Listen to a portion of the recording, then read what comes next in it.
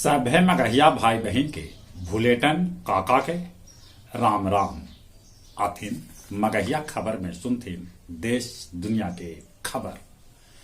आज मुख्यमंत्री नीतीश कुमार गंगा जल आपूर्ति योजना नवादा के करतन लोकार्पण, माने नवादा के हर घर गंगा जल।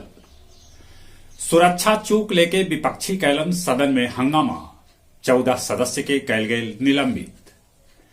बैरेन बोइम और अब्बास के देल जाए शांति प्रस्ताव लेल 2023 के इंदिरा गांधी शांति पुरस्कार।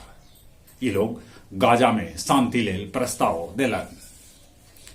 देश देशांतर मगहिया दलान अपन ऑनलाइन 138वां कार्यक्रम में कवि गोष्ठी के आयोजन कैल, जेकर अध्यक्षता मिथिलेश जी और संचालन कृष्ण कुमार भट्टा कैल का। अडानी ग्रुप बिहार में 8700 करोड़ के करत निवेश। नीतीश कुमार के 24 तारीख के बनारस में होने वाला रैली स्थगित कर देवल गए। कैमूर में 2 गो थाना, लोहरा और कुछीला ऐसा थाना है जहां महीना भर से एको गो केस दर्ज न कैल गए। सब लोग अपने में कर ले हथन समझौता। शाही ईदगाह परिसर के सर्वे से सुलझत 350 बछर पुरान विवाद। पूर्वी सिक्किम में बर्फबारी में फसल 1217 पर्यटक के सेना बचौलक। अमेरिकी राष्ट्रपति बाइडेन के खिलाफ महाभियोग लेल अमेरिकी सांसद दिलक आखिरकार इजाजत। पाकिस्तान पीपुल्स पार्टी के बिलावल भुट्टो प्रधानमंत्री त आसिफ अली राष्ट्रपति उम्मीदवार होतन, दोनों बाप बेटा हाथ। राम मंदिर उद्घाटन के दिन अमेरिका में रहे वाला हिंदू मनौतन दिवाली, अपन घर में जरोतन दिया। गया जी में मिनी पितृपक्ष शुरू हो गए। पहला दिन 5000 श्रद्धालु कैलन पिंडदान।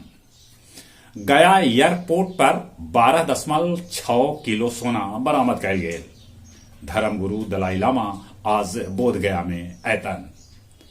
कठोतर तालाब कबाड़ी दुकान से चोरी के 63 गो साइकिल पुलिस कैल बरामद, साथे साथे आरोपी भी धरायल।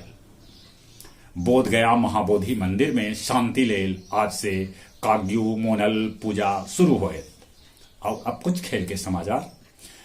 तीसरा T20 मैच में भारत दक्षिण अफ्रीका के 106 रन से हरा के सीरीज 1-1 के बराबरी कर लेल। कप्तान सूर्या 56 गेंदा में ठोकलन 100 रन, त कुलदीप यादव 2.5 ओवर में दक्षिण अफ्रीका के 5 विकेट चटका दिलन। इंग्लैंड के साथे टेस्ट मैच में भारतीय महिला टीम पहला दिन बनौलक 7 विकेट पर विशाल 410 रन। पाकिस्तान के खिलाफ टेस्ट मैच में ऑस्ट्रेलिया के डेविड वार्नर जड़लन शतक।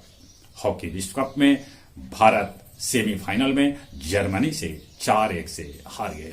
चलिए एक बार फिर से अपने सभी के बुलेटिन काका के राम राम।